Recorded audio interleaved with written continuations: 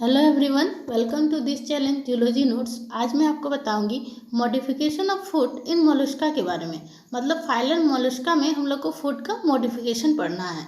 Phylum Mollusca जो होता है वो सेकेंड लार्जेस्ट फाइलम होता है एनिमल किंगडम में, और फर्स्ट लार्जेस्ट फाइलम आर्थ्रोपोडा होता है जिसमें सारे इंसेक्ट आते हैं। और हम लोग को पढ़ना है फाइलम मोलस्का का फूड का मॉडिफिकेशन। इसका कॉमन एग्जाम्पल होता है स्नेल, जिसको हम लोग हिंदी में घोंघा भी बोलते हैं।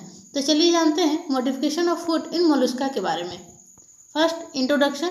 The animals belonging to the phylum Mollusca have soft body, triploblastic and bilaterally symmetrical and coelomate. Phylum and Mollusca में वैसे एनिमल आते हैं जिसका बॉडी सॉफ्ट होता है, मतलब नरम होता है, और ट्रिप्लोब्लास्टिक होता है, मतलब उसका जो बॉडी का लेयर होगा वो 3 लेयर होगा। एक होगा इक्टोडर्म, उसका मेजोडर्म और इंडोडर्म, और बायलैटरिकल सिमेट्रिकल होता है, और सेलोमेट होगा, मतलब जिसका बॉडी फ्लूइड से भरा कैविटी होता है जिसके अंदर डाइजेस्टिव सिस्टम सस्पेंडेड होता है, उसको सेलोमेट एनिमल कहा जाता है। याद रखिएगा, मोलस्का के अध्ययन को मेलाकोलॉजी कहा जाता है। हो सकता है ये आपको एमसीक्यू क्वेश्चन में पूछे। It is characterized by the pronounced development of musculature known as the foot. Phylum Mollusca को लेग के रूप में जाना जाने वाला मस्कुलोकल्चर का एक स्पेशल कैरेक्टर होता है। Foot is the locomotory organ in Mollusca. Foot locomotory organ होता है, मतलब चलने वाला अंग होता है मोलस्का में। It is regarded as the remnant of dermomuscular tube of the ancestral form whose ventral side become greatly developed as an adaptation for creeping movement and the dorsal portion become degenerated। इसमें remanded रूप से डर्मोमस्कुलर tube के रूप में माना जाता है, जिसका वेंट्रल साइड रेंगने की गति के लिए डेवलप होता है और डोर्सल पोर्शन डिजेनरेटेड होता है, यानी डोर्सल पोर्शन बस एक ही काम करता है। मॉडिफिकेशन ऑफ फूड, फूड का मॉडिफिकेशन। इसमें जितना भी हम लोग मॉडिफिकेशन पढ़ेंगे वो मोलस्का के क्लासेस के बेसिस पे पढ़ेंगे। मोलस्का के 7 क्लासेस होते हैं, वो मैं जैसे मॉडिफिकेशन बताऊंगी तो उसमें क्लासेस के बेसिस पे मैं इसका मॉडिफिकेशन बताऊंगी फूड का। फूड एज द क्रीपिंग और क्रोलिंग ऑर्गन। Class Aplacophora. इसमें क्या होगा? True molluscan foot is absent in aplacophorans but some structure may be regarded be the starting point. Aplacophora में ट्रू फूड नहीं होता है, मतलब उसमें क्या होगा? ट्रू मोलस्कियन फूड नहीं होता है, मतलब जैसा होना चाहिए क्रॉलिंग के लिए वैसा नहीं होता है, लेकिन कुछ स्ट्रक्चर को स्टार्टिंग पॉइंट इसमें माना जाता है। Class पॉलीप्लेकोफोरा।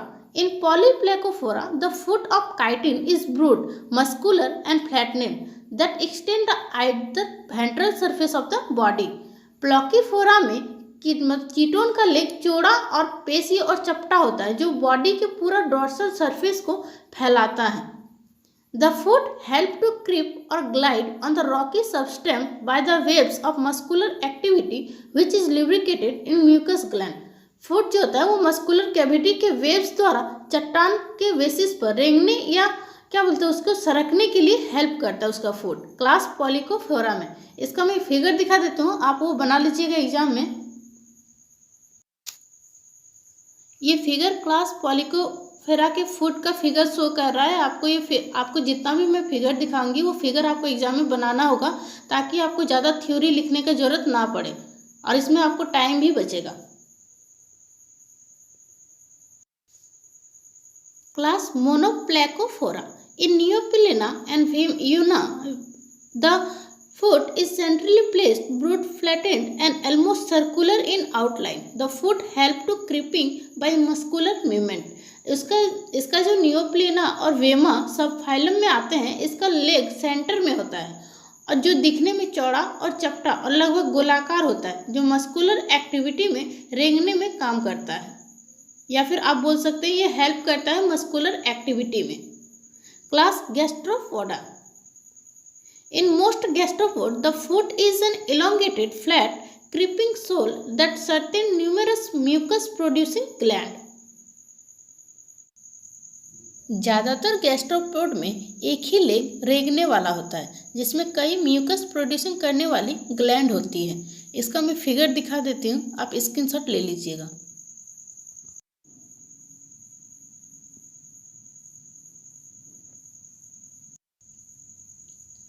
Second, foot as the burrowing organ. Burrowing का मतलब होता है मिट्टी को खोदने को ही ब्यूरिंग बोला जाता है।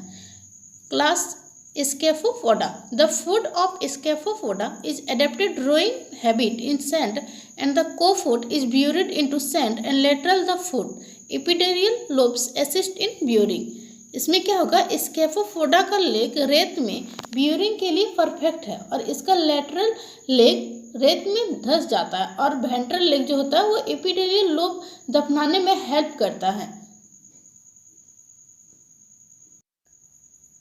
Class Vivalia.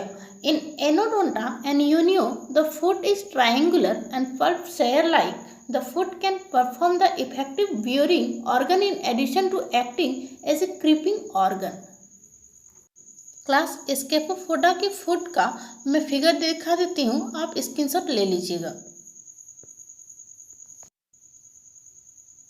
अगर ये पिक्चर आप लोग को क्लियर नहीं दिख रही है तो ये जितने भी फिगर मैं दिखा रही हूँ सब गूगल से क्लिक किया हुआ है, आप वहाँ से देख सकते हैं, लेकिन फिगर आप यही सब बनाइएगा।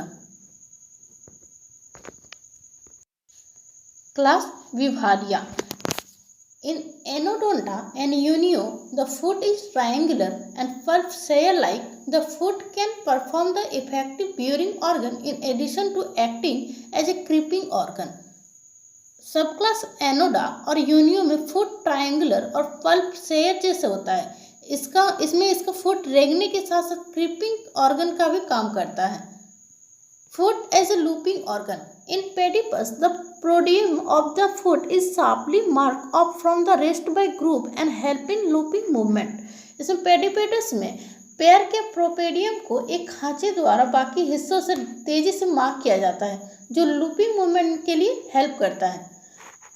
मोलस्का फाइलम में फुट बहुत ही तरह से काम करता है, जैसे स्विमिंग में भी हेल्प करता है, फिर पैरासिटिक वे में भी ये हेल्प करता है, लेकिन आपको उतना ज़्यादा लिखने की ज़रूरत नहीं है क्योंकि ये क्वेश्चन ज़्यादातर आपको शॉर्ट में पूछेगा, लॉन्ग में फुट बहुत कम ही पूछा जाता है, इसलिए मैं इसको यहीं तक बता रही हूँ।